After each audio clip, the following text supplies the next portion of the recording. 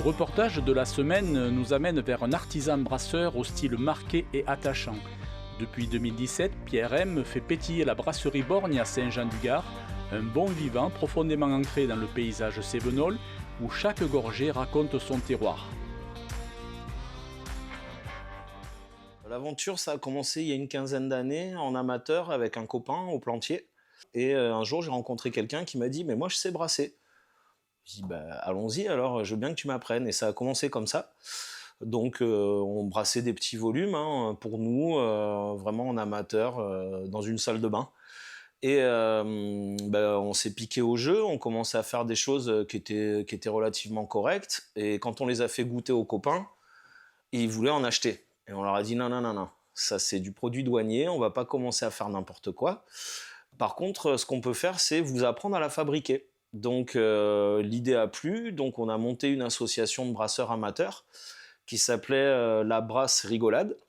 Et du coup, on a formé pas mal de gens, on a appris avec eux aussi, parce qu'on s'est vraiment formé sur le tas. On n'a pas de formation brassicole à la base, on a tout appris de façon empirique, de beaucoup de nos erreurs.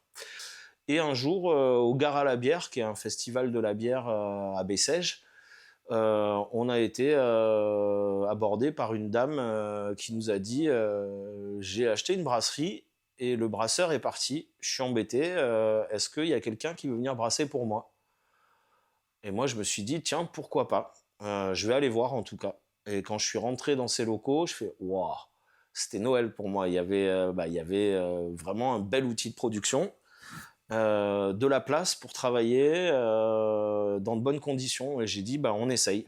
L'aventure a duré 9 mois, ça a commencé à bien prendre, mais en fait cette dame s'est rendue compte que ça lui faisait vraiment beaucoup à gérer ça en plus de ses autres entreprises et de ses 5 enfants.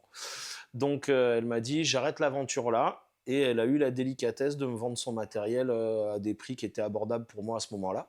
J'ai acheté le matériel et ensuite j'ai cherché des locaux pour pouvoir m'installer. Ça a pris 2 ans jusqu'à ce que j'ai cette opportunité à Saint-Jean-du-Gard.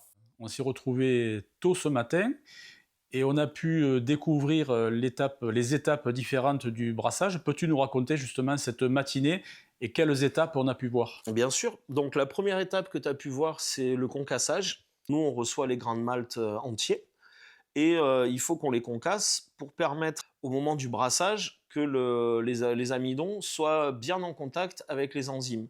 Donc là, tu vois, tu peux constater, l'idée, c'est pas de faire de la farine, on a un malt, l'idée, c'est juste d'ouvrir le grain pour que ça puisse être en contact. Là, tu as l'impression qu'il y a des grains qui sont pas ouverts, mais en fait, quand tu presses dessus, ça s'ouvre. Donc voilà, la première étape, c'est ça, c'est le concassage. On va concasser tous les maltes qu'il nous faut pour la recette du jour. Nous, on achète le malt au malteur. C'est eux qui s'occupent de la première partie du boulot. Et en fait, c'est un boulot qui est essentiel pour qu'on puisse faire le nôtre après comme il faut. Là, vous avez le malt de base, qui est un malt clair, qui nous sert à faire la blonde. Aujourd'hui, on brasse une blonde. Donc là, il y a 2 malts clairs différents. Il y a du Pale Ale et du Pilsen. Le Pilsen, c'est celui qui est le plus couramment utilisé, entre autres pour faire les Pils, la bière tchèque. C'est un malt qui est très clair. Moi, je rajoute du Pale Ale parce qu'il est un tout petit peu plus coloré, qui va donner une couleur un peu plus dorée à ma blonde. Et je trouve aussi qu'il amène des saveurs un peu plus intéressantes, un petit côté mielé, léger, mais qui va amener de la rondeur à la bière. Ensuite, là, par exemple, vous avez du malt caramel qui nous sert à faire la rousse. Le touraillage a été un peu plus poussé en termes de temps et de température. Donc, c'est le même. Ces trois-là, c'est la même céréale à la base. Mais vous voyez, là, par exemple, on est déjà plus sur des saveurs un peu cuivrées, un peu caramel, quoi.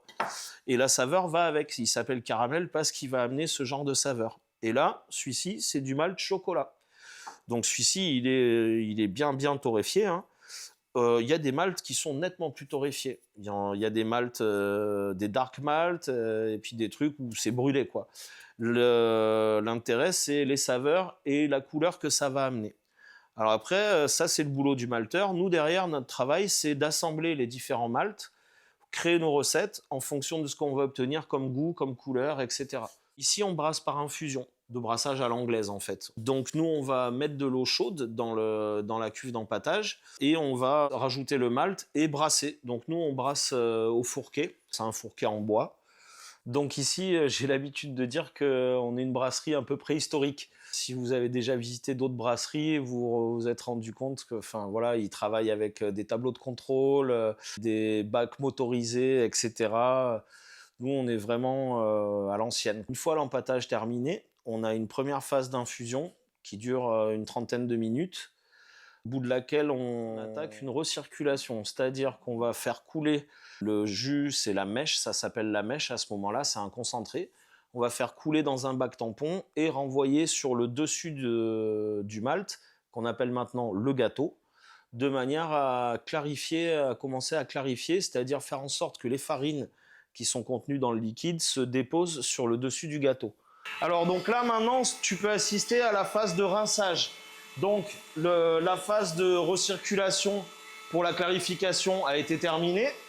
On a commencé le transfert de la mèche dans la cuve d'ébullition. Et en même temps, on attaque la phase de rinçage en passant par la pompe qui est là et qui envoie l'eau dans l'étoile de rinçage qu'on t'a montré tout à l'heure. Donc l'objectif étant de faire en sorte que l'eau arrive de façon uniforme sur le gâteau et de faire en sorte surtout que le gâteau soit jamais à découvert pour éviter des oxydations qui amèneraient des faux goûts. Quand l'ensemble de la cuve est monté à ébullition, on va faire une première phase de houblonnage, c'est-à-dire on va rajouter des houblons en cône dans l'idée de les faire bouillir un moment, ce qui va nous permettre d'extraire les huiles essentielles amérisantes du houblon. On a 2 phases de houblonnage, donc celle-ci qui dure assez longtemps. On va faire bouillir 80 minutes. C'est le temps qu'il faut, enfin c'est à peu près le temps qu'il faut pour extraire vraiment bien ces huiles essentielles amérisantes. C'est également le temps qu'il faut pour concentrer un peu le produit, puisqu'on a quand même pas mal dilué. Et également, ça participe à la clarification aussi, puisque ça va permettre la concrétisation protéinique. Ça veut dire que les protéines qui étaient dans les céréales vont, à mesure qu'elles vont chauffer, elles vont se concrétiser, c'est-à-dire on va avoir des flocons apparaître. Et le troisième objectif, c'est de stériliser le mou, pouvoir le transférer dans un fermenteur qu'on aura également stérilisé en amont, ce qui va permettre aux bactéries que nous allons inoculer d'avoir toute la place pour se développer et du coup éviter les faux goûts qui seraient dus à des bactéries exogènes, etc. Pendant ce temps, on va dédrécher, puisque le malt a encore changé de nom après être devenu le gâteau, maintenant c'est devenu des drèches. Les drèches, ce sont nos résidus de production. C'est un résidu de production, nous on ne peut plus rien en faire. Par contre, ce n'est pas un déchet. On donne ça aux agriculteurs. Ça nous permet de revaloriser quelque chose. Ici, on est quasiment 0 déchet en fait. Donc les agriculteurs le récupèrent et s'en servent de nourriture pour le bétail. Donc poules, cochons et éventuellement pour les ruminants, mais que pendant un certain temps. Parce que dès que ça a commencé à fermenter, c'est plus bon pour les ruminants. Donc quand cette phase d'ébullition est terminée, on va couper les résistances et là on va faire une deuxième phase de houblonnage. Ça c'est la phase de houblonnage aromatique. L'idée étant que ça bout pas, puisque c'est comme en cuisine, tout ce que vous sentez au-dessus de votre casserole, vous l'avez plus dedans. Donc voilà, là l'idée c'est de rajouter l'aromatique en évitant que ça s'évapore. Et du coup, à ce moment-là, dès qu'on a ajouté le houblon aromatique, alors c'est souvent à cette phase que nous rajoutons les fruits ou les fleurs séchées, tout ce qu'on a en aromatique comme le piment, la mûre blanche, la myrte. Et ces choses-là, en général, on les rajoute à cette phase-là pour qu'elles infusent et pareil, que les arômes ne s'en aillent pas. Par exemple, là en ce moment, il y a la maquisarde, c'est une blonde à la myrte. Moi, j'ai de la famille en Corse qui m'envoie la myrte et ça nous a permis de créer cette bière. Après, il y a des bières aussi qui sont des spéciales qui sont nées en fonction d'un événement qui revient chaque année. C'est les journées de l'arbre, la plante et le fruit. Donc ça se passe à Quissac maintenant et c'est des journées qui sont consacrées aux végétaux. Par exemple, cette année, c'est ça.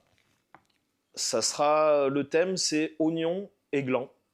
Et donc chaque année, comme je fournis le bar et que je suis en partenariat avec eux, je crée une bière qui soit en corrélation avec le thème. Donc l'an dernier, on a fait une bière à la cerise. Il y a quelques années, on a fait une blonde à la mûre blanche. Une autre année, on a fait une rousse au piment. Et là, cette année, on va faire une rousse au gland. Voilà, au gland torréfié. Puisque j'ai une idée de recette pour une bière à l'oignon, mais c'est sur une brune et c'est pas ce que les gens boivent le plus. Donc là, on va faire une rousse au gland.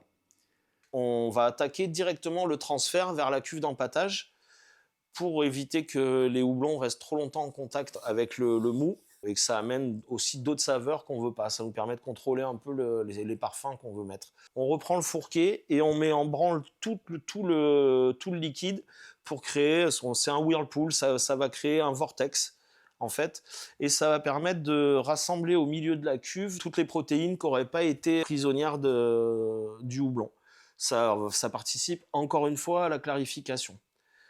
Et il y aura une dernière phase de clarification en chambre froide après la fermentation. Donc, quand ça c'est fait, on laisse poser à peu près 1 heure, pendant laquelle on stérilise le fermenteur qui va recevoir le mou. On stérilise en même temps les pompes qui vont servir au transfert, le refroidisseur, puisqu'on a un refroidisseur qui est un échangeur à plaques, qui va nous permettre de refroidir très vite la bière de à peu près 85-90 degrés, puisqu'au bout d'1 heure dans la cuve début, elle aura baissé un peu, on la sort à 100 degrés, hein, elle aura baissé aux alentours de 85-90 degrés. Et nous, on inocule les levures à 18 degrés, puisqu'on travaille avec des levures de fermentation haute, dont la gamme de température optimale pour le fonctionnement, c'est 16 à 24. Donc nous, on inocule à 18. Et donc, il faut que la bière rentre à 18 degrés dans le fermenteur. Et on rajoute une enzyme aussi. C'est une endozyme protéase GF. Bref, c'est une enzyme qui nous sert à fractionner les particules de gluten. Ça coupe les particules de gluten à chaque fois en deux, jusqu'à ce que, d'après mes résultats d'analyse, le gluten ne soit plus détectable. La journée de production est terminée. On va transférer le fermenteur en chambre chaude. Ça va y passer de 1 semaine à 15 jours. Donc on appelle chambre chaude parce qu'en hiver il fait bon. En été, il fait frais, mais on a 18 degrés constants en fait.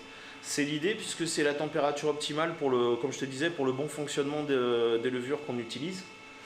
Donc là, là tu vois, il y a nos fermenteurs et il y a aussi des bouteilles. Ces fameuses bouteilles qui refermentent après la mise en bouteille et qui vont là aller au frais parce que ça fait un moment qu'elles sont là. Donc là, elles vont être prêtes à étiqueter.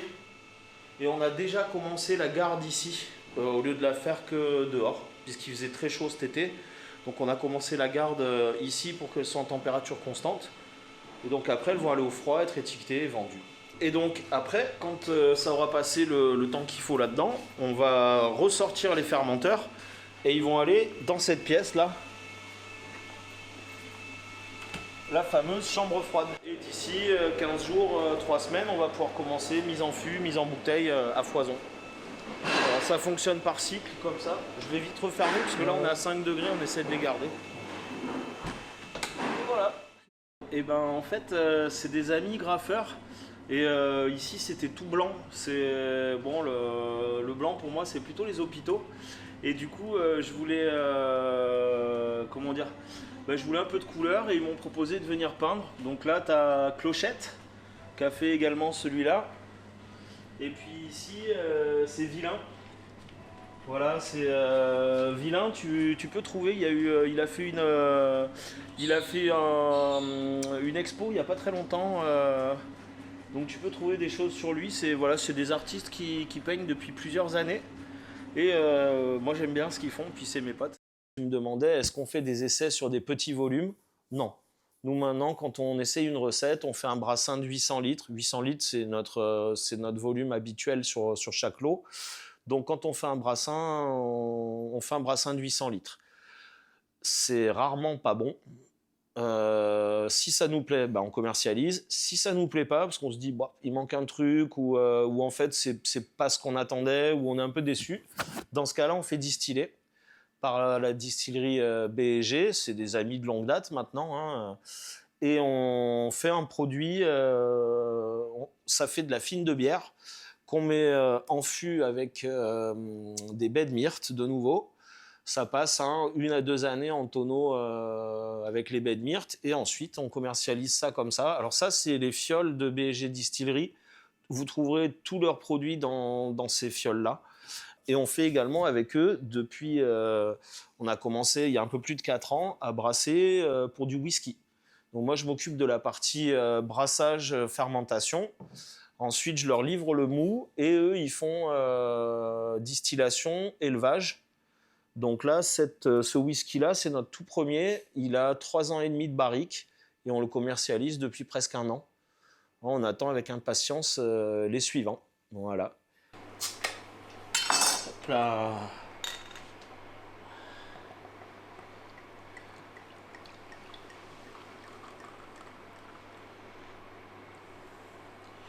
Alors tu vois, quand je sers, je redresse pas la bouteille entre 2 verres. Parce que comme on a les levures qui sont collées au fond, en fait, dès qu'on va redresser la bouteille, c'est là qu'elles vont se remettre en suspension, tu vois. Et du coup, le prochain verre, il sera pas aussi limpide. Donc quand tu sers une bière artisanale, que tu sers plusieurs personnes, l'idéal, c'est de pas redresser ta bouteille. Comme ça, tu vois, on a la même limpidité sur les deux. Là, tu verras tout à l'heure, quand on va servir le suivant, les levures seront remontées et du coup, on va avoir quelque chose de plus trouble. Alors j'ai une dernière question. Est-ce qu'on peut dire que vous incarnez l'esprit cévenol, convivial, épicurien et engagé? Je crois qu'on peut le dire, ouais. Épicurien, ça c'est sûr, hein, ça se voit. Hein.